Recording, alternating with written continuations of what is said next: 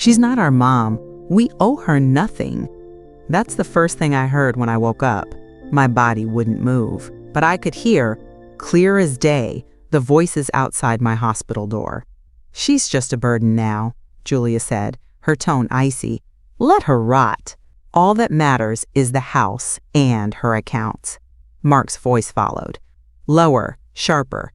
When she's gone, call us for the keys. We're selling the estate. My children, my own flesh and blood.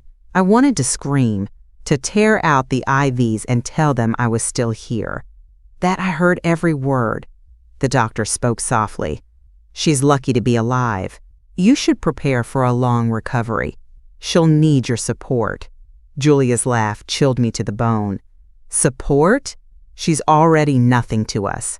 All we care about is clearing out her house. I closed my eyes, praying this was a nightmare, that any second I'd wake up in my own bed, safe. But then I heard the rustle of papers, Julia's heels clicking against the tile. My chest tightened. My heart monitor beeped faster and faster. A nurse's voice faded in. Easy now, Margaret. Easy. Try to rest. I felt darkness pulling me back under, their voices echoing in my skull like knives. And I knew, in that moment, I wasn't just fighting to stay alive. I was fighting to keep everything I had built from the two people I thought I could trust most. She's so lucky to have such devoted children. That's what the nurse said as she adjusted my IV, smiling at Julia and Mark standing by the door. I wanted to scream, to tell her the truth, but my body wouldn't move. Not my hands, not my lips, nothing. It had been 2 days since I first woke up in this bed, tubes in my arms, pain crawling up my spine like fire. I'd overheard them in the hallway, their voices sharp and cold. She's not our mom. We owe her nothing. And yet, here they were, acting like saints. Julia leaned over me, her voice sugar-sweet for the nurse's benefit. Hi, Mom. We've been so worried about you. She brushed a hand against my arm. Her nails were perfectly manicured, but her fingers felt like claws. Mark hovered near the window, phone in hand, pretending to be distracted. You're looking better, Margaret. We'll make sure you get the care you need. The nurse nodded approvingly. You're lucky. Not all patients get this kind of family support. Then she left, the door clicking softly behind her, and in an instant, the masks dropped. Julia's smile twisted into something else, harder, colder. Listen carefully, Mother. We're not here to play nursemaid for the rest of your sad little life. Mark's eyes flicked up from his phone. You're halfway gone already. Let's not drag this out. My throat burned. I tried to force sound past my lips, tried to move my hand. Nothing. Julia crouched closer, her perfume cloying. This doesn't have to be painful. For you, sign over the house and accounts to us. We'll take care of everything. Mark folded his arms, his voice low and venomous. Or we'll leave you here to rot in this bed. Alone. I felt hot tears prick my eyes. These were the children I had rocked to sleep, the babies I had fed with trembling hands during long sleepless nights. How did we get here? When did I stop being their mother? Julia straightened and glanced at her watch. We'll give you time to think about it. But don't take too long. You're not in a position to bargain, Margaret. My heart pounded wildly. I wanted to grab her wrist, to plead, don't do this. Don't take everything I have left. But I couldn't. My own body had betrayed me. Later that afternoon, the door creaked open again. I thought it might be a kind nurse, maybe someone to save me. But it was Julia, smiling wide for the staff as she wheeled in a clipboard and a folder. She's ready to sign, Julia said sweetly. The nurse placed a pen in my hand. Just a few signatures, Margaret. Your daughter said you're authorizing them to handle things for you. I tried to squeeze her fingers, to warn her, but my hand barely twitched. Julia leaned down, her voice a whisper only I could hear. Do it, or we'll make your life a living hell. The pen scraped against paper in my trembling hand. My tears blurred the lines, but I couldn't stop it. I signed. Julia's eyes glittered with triumph. She leaned close, her lips brushing my ear. "Thank you, Mother. You've just signed away your entire life. You're homeless now. You're nothing." Mark clapped the folder shut and smirked. "That's one less thing to worry about." And then they were gone. The monitor beeped faster. My pulse hammered in my ears. The room spun violently, and for a moment I thought I might black out. But one thought cut through the fog, sharp as broken glass. I'm still here, and if I can survive this, they'll regret ever calling me nothing. "You're all set now, Mrs. Carter," the nurse chirped. "Your children said they'll take care of everything from here." Everything. That single word clanged in my skull like a warning bell. I couldn't tell her, not with my lips frozen and my throat dry, but I wanted to scream. They're not here to take care of me. They're here to erase me. Hours passed. The hospital room felt colder somehow, emptier. The folder Julia had forced into my hand was gone. My shaky scrawl was inked across every page. The house, the savings, the accounts, all of it gone with the flick of a pen. I replayed her words over and over, each one like a fresh slap to the face. "You've just signed yourself into poverty. You're nothing now." I wanted to give up. And yet, as the sun set outside the window, a different thought curled through my chest, darker, sharper. They think I'm weak. They think I'm finished. They have no idea who they're dealing with. 2 days later, they came back for me. Julia swept into the room like she owned the place. Her silk blouse shimmered under the harsh fluorescent lights. Mark followed, hands in his pockets, smirking. "Good news, Mom," Julia said brightly. "We've found the perfect place for you." Mark leaned against the wall, tapping his phone. "It's quiet, affordable, and best of all, you won't have to worry about a thing." A nurse appeared with a wheelchair. "Your daughter's arranged a transfer, Mrs. Carter. Isn't that wonderful?" I wanted to scream, to clutch the rails of my bed and refuse to go. But my body stayed limp, my voice locked away. The van smelled of stale air and disinfectant. Julia didn't come along. Mark sat in the front seat, scrolling his phone, ignoring me entirely. As the city streets gave way to cracked sidewalks and sagging buildings, a knot formed in my stomach. We turned down a narrow street lined with shuttered windows. Trash blew across the pavement. At the end stood a brick building with peeling paint and a crooked sign, "Maplewood Rest Home." The inside smelled of bleach and despair. A tired-looking woman at the desk barely glanced up as Mark signed the paperwork. "Here you go, Mrs. Carter," he said, tossing a key card onto my lap. "This is your life now. Don't lose it." He leaned close, his smile cold. "We'll stop by eventually. Once the house sells, we won't have room for you anyway." And then he left. The door slammed behind him, the sound echoing down the hall. That night, I lay in a narrow cot staring at the cracked ceiling. The mattress sagged beneath me. A single moth flickered in the glow of a buzzing light. They've taken everything. My home, my money, my dignity. A sob rose in my chest, but I swallowed it down. I couldn't afford to cry anymore. They're not my children. Not anymore. The door creaked open. A kind-faced nurse with sharp eyes stepped in, carrying a clipboard. "Mrs. Carter? You don't look well. Are they treating you right?" Her name tag read Ruth. There was something in her tone, something different from the others. She lowered her voice. "I've seen this before. If you want to fight back, I might know someone who can help. They think you're finished." Ruth's voice was low, her eyes sharp as she placed a steaming mug of tea on the chipped bedside table. But I've been a nurse long enough to know when someone's still got fight left in them. The tea's scent curled through the stale air, and for the first time in weeks, I felt a flicker of warmth. Not from the tea, but from her words. Fight. That word had been absent from my thoughts for too long. I nodded faintly, my muscles stiff, but my mind clear. "Good," Ruth said, her lips curving into a smile that didn't reach her eyes. "Then let's talk options." 2 days later, The care home staff wheeled me into the recreation room for light therapy. It smelled of disinfectant and dust. Julia and Mark hadn't visited once since dumping me here, but I overheard a phone call yesterday, Julia gloating about how they'd liquidated most of Mom's assets. They really believe I'm out of the picture already. Ruth appeared in the doorway and gave a subtle nod. A man in a charcoal suit followed behind her, carrying a leather briefcase. His stride was measured, deliberate. "Mrs. Carter, I'm Thomas Evans. Ruth told me a little about your situation." He pulled up a chair, sitting close enough that no one else could hear.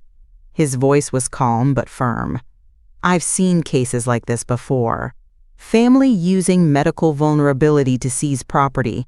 You're not the first." The words made my stomach clench. "They stole everything," I whispered, my voice hoarse from disuse. Evan's eyes glinted. "Then let's take it back." Over the next week, Ruth helped me with exercises. Small movements at first, then harder ones. Each flicker of progress fueled me. "They think you're helpless," Ruth murmured one evening as she stretched my fingers gently. "Use that." Evans visited in the evenings with documents, updates, and strategies. He'd already uncovered evidence Julia and Mark lied to get power of attorney. Fraud, he called it. But his next words chilled me. "They assume you'll pass away soon." That's their mistake. We're going to let them think they've already won, while we build our case in secret. My pulse quickened. "You mean, pretend I'm not alive?" Evans nodded. "Not yet, but when the time comes, we'll make your absence their downfall." That night, in the room next to mine, a patient wailed in her sleep. I lay awake, staring at the cracked ceiling. Julia and Mark think I'm gone. They're planning their future with my blood on their hands. But they don't know I'm planning too. For the first time since the crash, I allowed myself to imagine walking again, through the halls of my house, standing tall in my own kitchen, reclaiming every inch they stole. I survived the wreck. I'll survive this too. Let them grieve me like they've already buried me. Evan's words rattled in my head as I sat in the corner of Ruth's modest apartment, the faint scent of coffee clinging to the air. My hands trembled, not from weakness anymore, but from the weight of what we were about to do. The plan was simple. Let Julia and Mark believe I had finally slipped away. No death certificate yet, no headlines, just silence, absence. The one thing they always assumed would give them full control. Ruth's phone vibrated on the table. Evan's name flashed across the screen. She answered briskly. "We're ready." And just like that, Margaret Carter ceased to exist. 3 days later, the private wake began. From the tinted window of Evan's sedan, I watched as Julia and Mark welcomed guests into my house. The home I had scrubbed, painted, repaired with my own hands for 30 years. The garden looked different already. My roses had been ripped up and replaced with gravel. Julia stood on the porch in a sleek black dress, clutching a wine glass, her face set in a carefully rehearsed mask of grief. "It's what she would have wanted," Julia cooed to a neighbor, her tone dripping false sorrow. She was so tired in the end. Tired. No, I was never tired. They had made me exhausted. Inside, Mark carried boxes labeled donations, my photo albums, my books, the curtains I had chosen with my late husband, all of it piled up like trash, waiting to be hauled away. I gripped the edge of the car seat, my nails digging into the leather. They're wiping me out of existence while I'm still breathing. Evans leaned forward from the driver's seat, his voice even. "This is good. They're overconfident. They think you're gone." "I can't watch this," I whispered. "You have to. You need to see who they really are." I looked again. Julia had moved to the fireplace, holding a box of old photographs. My wedding, my babies in my arms, birthday cakes and summer picnics, and all the years I thought we were a family. She tossed them into the flames one by one. "Good riddance, old witch," she murmured, her lips twisting in satisfaction. The fire crackled, consuming the last pieces of me they hadn't stolen already. Something cold and hard settled in my chest. Not grief, not fear, resolve. That night, back at Ruth's apartment, Evan spread documents across the table. We've frozen the accounts. They don't know it yet, but they won't be able to touch another cent. I stared at the papers, my mind sharp for the first time in weeks. I want them to feel it, I said quietly, the way I felt when they abandoned me. Evans nodded. They will, but we have to be patient. They'll make mistakes. People like them always do. The next morning, Julia called Ruth's phone. Hi, this is Margaret Carter's daughter. We need access to her financial records immediately. The house needs to be sold. Her voice was flat now, efficient. The performance of grief had already slipped. Ruth's eyes met mine across the room. I said nothing, only shook my head. Ruth disconnected the call. They're already panicking, she murmured. They don't know the storm that's coming. The storm was me. The sound of rain drummed against Ruth's apartment window as Evan slid a thick stack of papers across the table. His expression was calm, but his voice carried an edge I hadn't heard before. It's time. I stared at the folder in front of me. Legal language filled every page, sharp as knives. I had spent weeks feeling like a ghost in my own life, watching my children laugh, drink, and dismantle everything I'd built. But now, finally, it was my turn to move. Evans adjusted his tie, eyes locking on mine. Once this injunction is filed, the house is untouchable. The accounts, too. They'll wake up tomorrow thinking they own the world and realize it's all frozen. I nodded slowly, my fingers brushing the edges of the paper. Do it. By morning, the phone calls began. Julia's shrill voice cut through the quiet apartment. There's been a mistake. Why are our funds locked? We need access now. She tried to sound calm, but I could hear the panic bubbling beneath her words. Another call came minutes later. Mark this time, his tone colder, angrier. Listen, we're selling the property. Don't get in our way. They didn't know I was sitting across the room, listening. They didn't know every lie they built was about to crumble.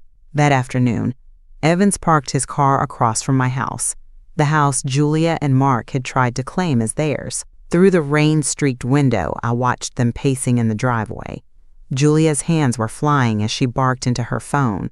Mark kicked at the gravel, his face twisted with frustration. They're blocked from everything, Evans murmured. Every dollar, every asset. It's all tied up in court now.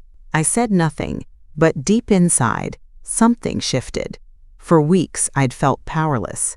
But watching them squirm, watching the first cracks appear in their carefully polished facade, I felt strength returning. Let them suffer, I whispered. The next day, Ruth helped me down the narrow hallway of the care home. My legs trembled with every step, but I refused to collapse. Each movement felt like a battle, my body still raw from the crash, but I gritted my teeth and pressed on. You're stronger than they ever imagined, Ruth said softly, steadying my arm. Not strong enough yet, I replied, but I will be. Meanwhile, Julia and Mark's lives were unraveling. What do you mean the buyer pulled out? Julia's voice cracked as she slammed her phone onto the kitchen counter. No one wants to deal with a frozen estate, Mark snapped. You said this would be easy. You said she wouldn't fight. She's not fighting. She can't fight. It's just a legal mix-up. But doubt flickered in Julia's eyes. That evening, Evans handed me his phone, his face grim. Listen, Mark's voice came through the speaker, low and venomous. If she's still alive, I want her gone for good. Do you understand? The line went silent. I gripped the phone, my knuckles white. They're scared, I said. My voice didn't shake. Not anymore. Good. Let them be terrified. But inside, a cold wave washed over me. Julia and Mark weren't just greedy. They were dangerous. If I falter now, they'll finish what they started. The cold air bit at my face as I stepped outside the therapy center. My legs ached, every muscle screaming from the morning's exercises. But I kept walking. Each step was a battle, but the anger in my chest burned hotter than the pain in my body. Ruth hovered near the curb, ready to steady me if I faltered. I waved her off. If they see me standing, really standing, it will destroy them. She nodded, but her eyes darted toward the street. A black sedan idled across the road. The engine purred low, steady. The driver's face was hidden in shadow. I didn't think much of it until the car lurched forward. The squeal of tires shattered the quiet afternoon. Ruth screamed, grabbing my arm. I stumbled backward, my feet catching on the edge of the curb. The car shot past, so close I felt the rush of air against my coat. The tire screeched again as it disappeared around the corner. "That wasn't an accident," Ruth hissed, pulling me to the sidewalk. My heart thudded in my ears, not from fear, at least, not entirely. They're escalating. Later that evening, Evans arrived at Ruth's apartment. His face was drawn, his eyes stormy. "This changes everything," he said, setting a folder on the table. "They're not just trying to steal from you anymore. Now they're trying to erase you completely." Ruth poured coffee with shaking hands. "We need police protection." Evans shook his head. "Not yet. The case isn't strong enough. If we alert them now, they'll cover their tracks." I gripped the edge of the table, forcing my voice steady. "Then we stay quiet. Let them think they've won." But we move faster. Across town, Julia paced her kitchen, phone pressed tight to her ear. "Why haven't I heard back? You said it would be handled." The man on the other end spoke in a low, measured tone. "These things take time." Mark slammed a cabinet shut. "We don't have time. The accounts are frozen, the sales blocked, and people are asking questions." "Then finish it," Julia spat. "Do whatever you have to do." The next morning, I sat in a wheelchair by Ruth's window, watching sunlight spill across the cracked sidewalk. My body was still weak, but inside, a storm raged. "They've gone from thieves to predators, and they think I'll cower. They're wrong." Evans slid a fresh stack of papers toward me. "I'm filing charges for fraud and elder abuse. The evidence we've gathered so far is enough to take them down." I traced a finger along the edge of the folder. "Make it hurt." That afternoon, a courier arrived at Julia's door with a thick envelope. She tore it open, scanning the first page. "What is this?" Her face drained of color as she read the words. "Notice of civil action, fraud and abuse." Mark yanked the paper from her hands. "This is impossible. She's out of the picture. There's no way she's fighting back." Julia's voice cracked. "Then how is this happening?" As the sun set that evening, I practiced standing again, Ruth's hands barely grazing my shoulders. My legs shook, but I straightened my back and lifted my chin. "They think I'm weak." I took another step, my balance steadier this time. Let them keep thinking that. The first time Evans drove me past my house, my stomach twisted so violently, I thought I might be sick. "You don't have to look," Ruth murmured from the seat beside me. But I did. I needed to. "I want to see what they've done," I whispered, forcing my eyes to stay open. Evans parked at the far end of the street, the car angled just enough for me to watch through the tinted window without being seen. "You're invisible to them now," Evans said quietly. "Use that. Let it strengthen you." At first, I wasn't sure I could bear it. The sight of Julia laughing in my garden as if it had always been hers, or Mark pacing across my floors, talking to realtors and bankers like the master of the house. But as the days passed and my body grew stronger from therapy, my visits to that curbside became a ritual. Evans called it surveillance. Ruth called it medicine. I called it fuel. "They're throwing a party," Evans murmured, adjusting his rearview mirror. "Celebrating too soon." Inside, Julia clinked glasses with a group of well-dressed friends. Mark leaned against the marble countertop, talking animatedly to a realtor I recognized. "We'll be liquidating the rest soon," he said. "It's only a matter of time before it's all in our hands." A sick chill curled in my stomach. They weren't just dismantling my life, they were parading my downfall like a trophy. 2 days later, the cracks began to show. At a cafe near the courthouse, an old family friend spotted me sitting with Evans and Ruth. Her eyes widened, and for a moment she couldn't speak. "Margaret," everyone thought. I shook my head slowly. "No, I'm very much here, and I need your help." She leaned in, her voice low. "We always suspected they were using you. We just didn't say anything. But now, people are starting to talk." By the end of the week, the first ripple hit Julia's world. A longtime friend, one she'd bragged about impressing, pulled out of a joint investment deal. Too much bad press, he told her flatly. Julia's smile faltered. What bad press? She didn't know yet about the quiet campaign Evans had started. Newspaper articles, online whispers, stories of a mother betrayed, accounts drained, property snatched while she lay helpless in a hospital. She's nothing but a bitter old woman trying to smear us, Julia hissed later to Mark. But doubt flickered across her face. Meanwhile, Evans piled document after document on the table in Ruth's apartment. We have bank records showing their withdrawals, emails where they plotted to transfer your assets, and witnesses ready to testify. I flipped through the paper slowly, forcing my hands to stay steady. Every page was proof of how little I had ever meant to them. They loved my money more than they ever loved me. At the same time, the tension between Julia and Mark thickened like smoke. This is your fault, Julia spat one night as Mark scrolled through his phone.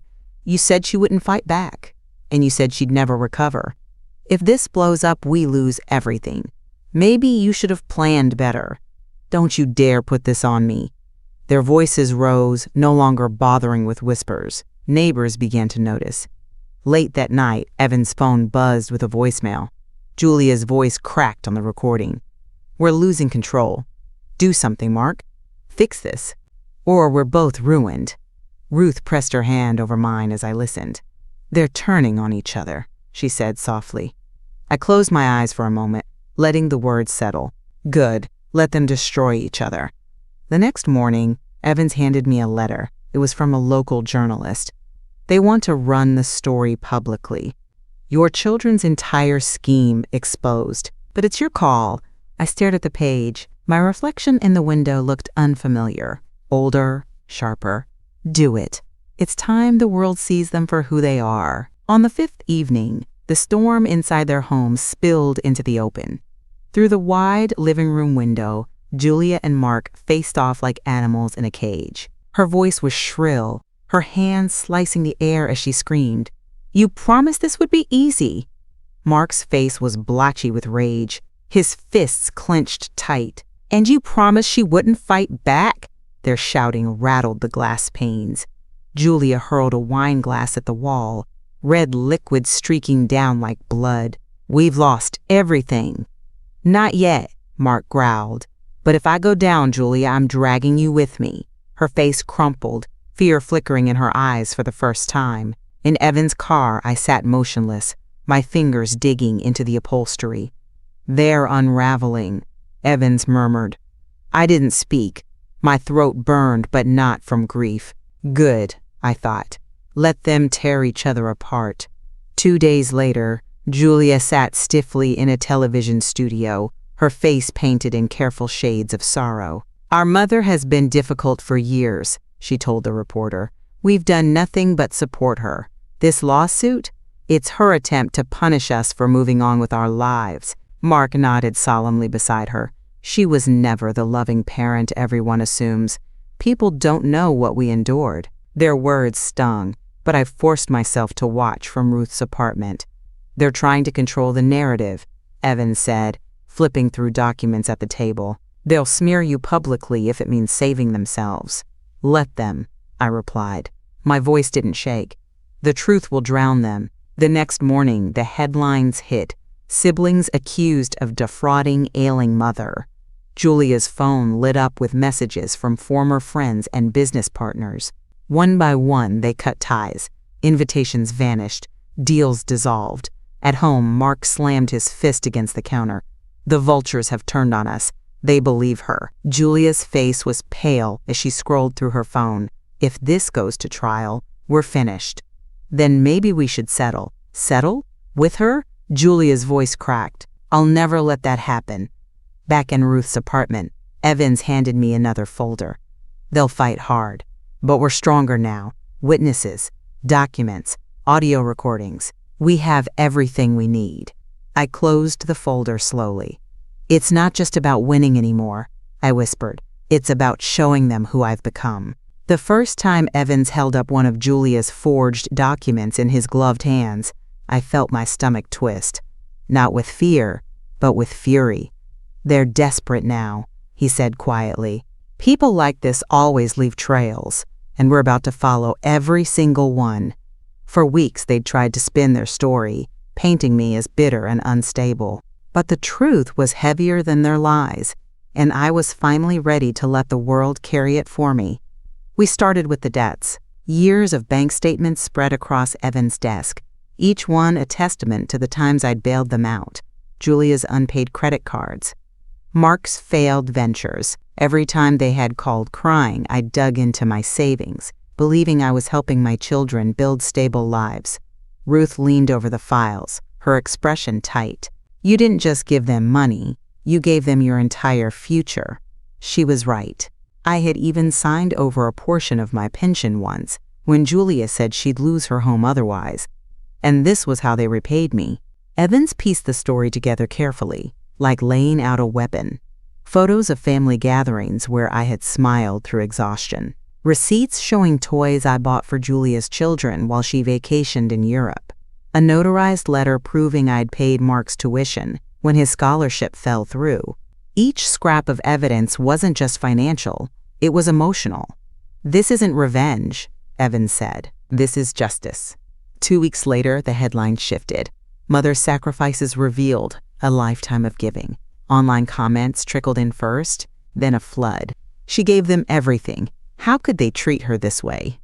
"They sound like parasites, not children." "She's stronger than they'll ever be." Julia's carefully crafted image cracked. Business partners stopped returning her calls. A charity board quietly removed her name from their list of patrons. Mark fared no better. Friends he once boasted about began crossing the street to avoid him. Late one evening, Evans handed me a slim envelope with a single sheet inside. They'd been hiding money offshore. Cayman accounts. "This is the nail in the coffin." I traced the numbers with my finger. They thought no one would find this. They were wrong. The next morning, in the house that used to be mine, Julia sat stiff and pale as a court officer stepped inside. "Julia Carter?" Her hand froze midair as she reached for her coffee. "You've been served." The officer dropped a thick envelope on the table with a heavy thud. Mark grabbed it first, tearing it open, his face blanching as his eyes scanned the lines. "This is serious," he muttered. "We're being summoned for fraud and financial abuse." Julia's lips parted slightly, her color draining away as though the words had sucked the air from the room. "No, this can't be happening." In Ruth's apartment, Evans tapped the subpoena copy with a measured hand. They're on the defensive now. The judge has called for a full hearing. I straightened in my chair, my legs stronger beneath me than they had been in months. "Let's finish what they started." Evans nodded. "Next stop is the courtroom." The sound of my shoes against the courthouse tiles echoed louder than I expected. Each step felt heavier than the last, but I forced my shoulders back, my chin high. Ruth walked beside me, her hand lightly brushing my arm in silent support. Evans led the way, a briefcase in one hand and determination etched across his face. "This is where everything changes," he murmured as we approached the double doors. Inside, Julia and Mark sat at the defense table, whispering furiously to each other. Julia's hair was perfectly styled, her black suit crisp, but her eyes darted nervously around the room. Mark's smirk faltered the moment he saw me. They weren't expecting me to walk in like this, stronger than ever. The judge entered, his gavel striking sharply against the bench. "Court is now in session." My hands gripped the arms of my chair as Evans rose to speak. "Your Honor, we intend to prove that Julia and Mark Carter manipulated their mother into signing over her estate while she was incapacitated. We have evidence of fraud, financial coercion, and emotional abuse spanning years." Julia's attorney objected, his voice slick with confidence. "Your Honor, this is a family matter being blown out of proportion. These claims are baseless and vindictive." The judge's gaze was cold as he replied, "We'll let the evidence speak for itself." Evans pressed play on a recording. Julia's voice filled the room, sharp and cold. "She's not our mom. We owe her nothing." Gasps rippled through the small crowd gathered behind us. I clenched my jaw as the words echoed again. Mark shifted uncomfortably, his lawyer whispering frantically in his ear. Julia's lips tightened, her fingers gripping the edge of the table so hard her knuckles turned white. "This is only the beginning," Evans said, his voice low but steady. Next came the documents, bank records showing withdrawals Julia and Mark had made from my accounts without authorization, emails where they spoke of clearing her out before anyone noticed. Each page Evans presented felt like a blade cutting through the false image my children had built. I watched their faces closely. Julia's mask was cracking, her eyes darting wildly. Mark's hands shook slightly as he fumbled with his tie. The judge's voice cut through the tension. "Given the gravity of these allegations, this case will be escalated to a higher court for potential criminal proceedings." Julia's mouth fell open. "What? This is outrageous." Mark slammed his palm on the table. "You can't do this to us. She's manipulating everyone." But their protests sounded hollow now. Back in Ruth's apartment that evening, Evans placed a reassuring hand on mine. "They're on the edge, Margaret. One more push, and they'll fall apart completely." I stared out the window at the darkened city, my reflection barely recognizable in the glass. "Then let's push." The courtroom was colder next time. Julia sat rigid in her chair, her eyes glassy but her jaw clenched tight. Mark's smirk had returned, but it was thinner now, brittle around the edges. Evans leaned in close and spoke quietly.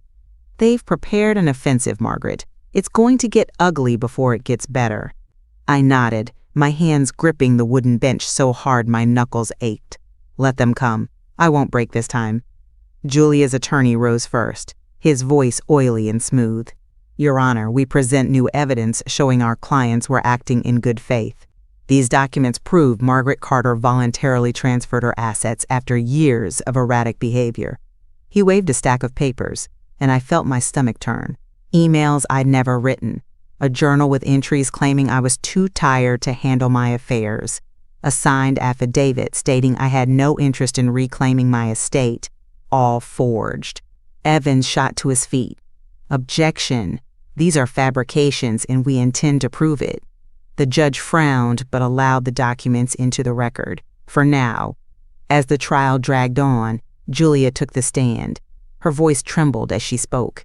"We did everything for her. We cared for her when she couldn't care for herself.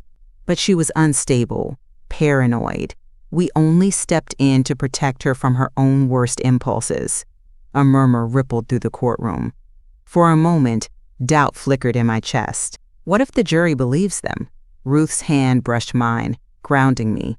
"Don't look away," she whispered. "They're overreaching. This will backfire." When Evans returned to the floor, his tone was steel wrapped in silk. "Your Honor, we've uncovered proof of hidden offshore accounts. Funds drained from Mrs. Carter's estate were funneled through shell corporations into private holdings in the Cayman Islands." He placed documents on the table, each one a nail in Julia and Mark's coffin.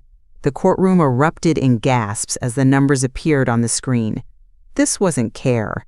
This wasn't protection. This was theft. Mark's face reddened as he whispered furiously to Julia, "You were supposed to destroy those records." Julia's composure cracked. She shot to her feet, pointing at me. "She's ruining us. She's lying.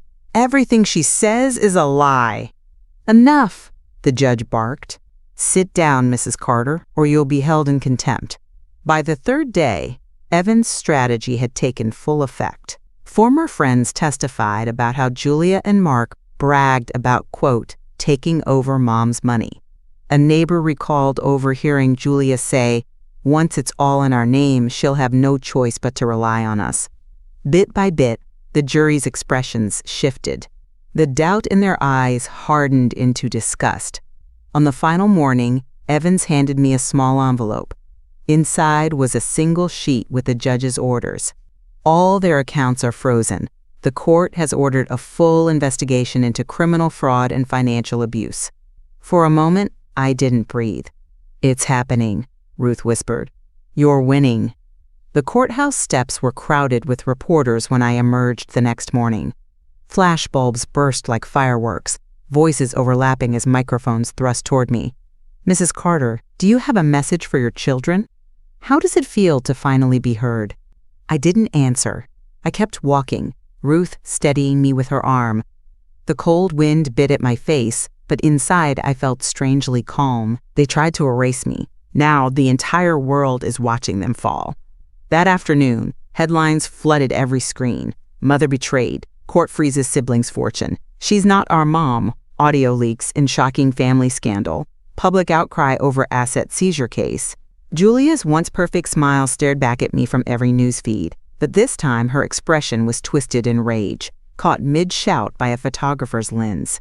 In the comments beneath each article, strangers wrote words that made my chest tighten, not with sorrow, but with something almost like strength.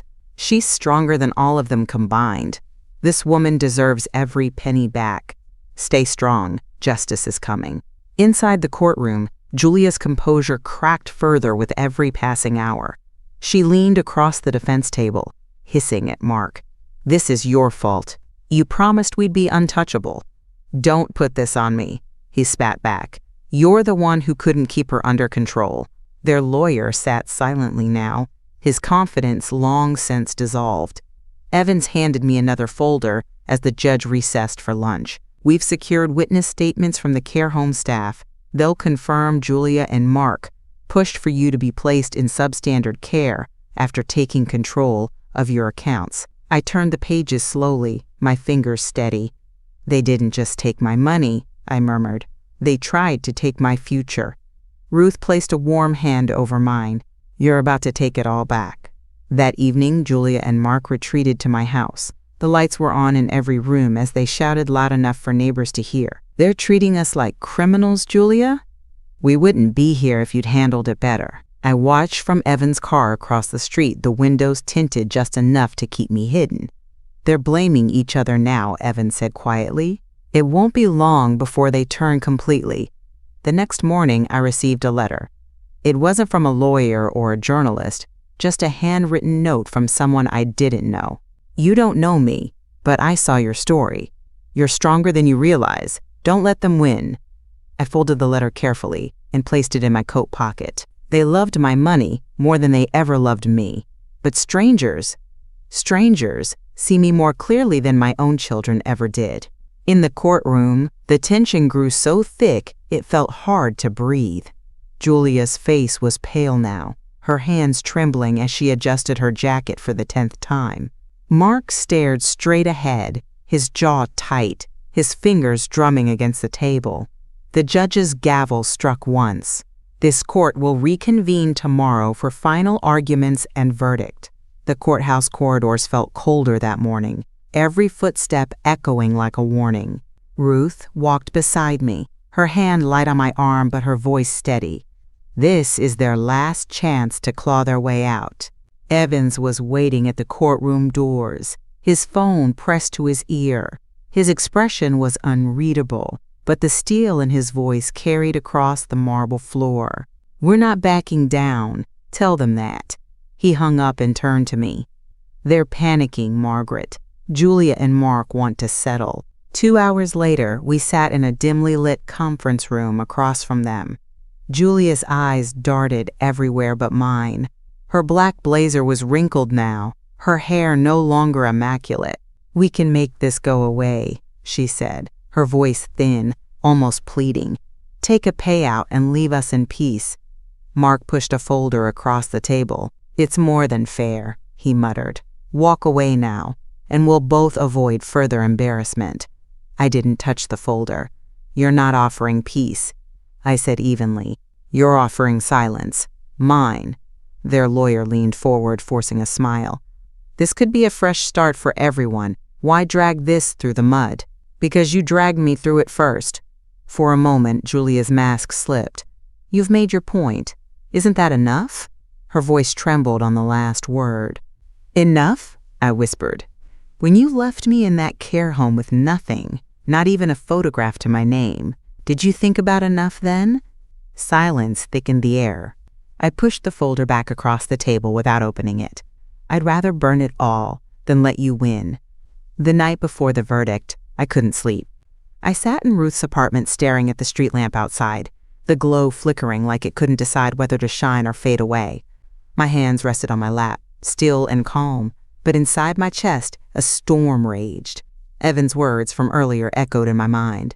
Tomorrow, the judge speaks. Everything we've built comes to this moment. I thought of Julia's face in that conference room, her eyes wild as she pushed the folder toward me, begging me to take the payout and walk away. We can end this now, Mom. Just let it go. But I hadn't let it go. I pushed the folder back, my voice steady even as my heart thudded in my ears. You taught me something, Julia. You taught me how to take care of myself. And now I will. The next morning, the courthouse steps seemed taller than they had ever been. Each one felt like climbing a mountain, but I didn't falter. Ruth's hand hovered near my elbow, ready to steady me. Evans walked ahead, the back of his coat cutting through the winter wind. Inside, the air was thick with tension. Julia and Mark sat at the defense table, their lawyers whispering furiously. Julia's mascara was smudged. Mark's tie was loose, his jaw tight as he scrolled through his phone. When the judge entered, the gavel struck like a gunshot. This court is now in session for final judgment. Evans rose first, his voice calm, almost gentle. Your Honor, my client was betrayed by the very people she trusted most. She sacrificed her life for her children, only to be left penniless, discarded, and humiliated. Today is her chance to reclaim what was stolen. He sat down, his eyes meeting mine. It's time. Julia stood next, her hands shaking as she clutched her papers. We were only trying to help her, she said, her voice trembling. We didn't steal. We managed her finances because she wasn't capable anymore. Mark cut in sharply. This has been nothing but an attack, a bitter attempt to ruin us. But even as they spoke, the jury's faces didn't soften. They'd heard the recordings. They'd seen the bank statements, the emails, the testimonies of neighbors and nurses.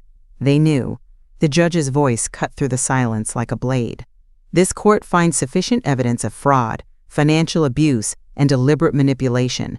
The plaintiff's estate is hereby restored. Furthermore, punitive damages will be pursued, and a criminal investigation will commence. Julia's chair screeched as she leapt to her feet. You can't do this! She's lying! She's destroying us! Bailiffs moved in as Mark grabbed her arm. Sit down, Julia. You're only making it worse. She's nothing without us! Julia screamed, her voice cracking. She'll disappear alone, you'll see. But even as they dragged her from the room, her words didn't pierce me. I felt light. I felt steady. For the first time in months, I felt whole. When the courtroom emptied, Ruth squeezed my hand and smiled. It's over. No, I said softly. It's just beginning. The next afternoon, I unlocked the door to my house. Sunlight streamed through the windows as I stepped inside. The air smelled of dust and lavender. They're gone, I whispered. And I'm home.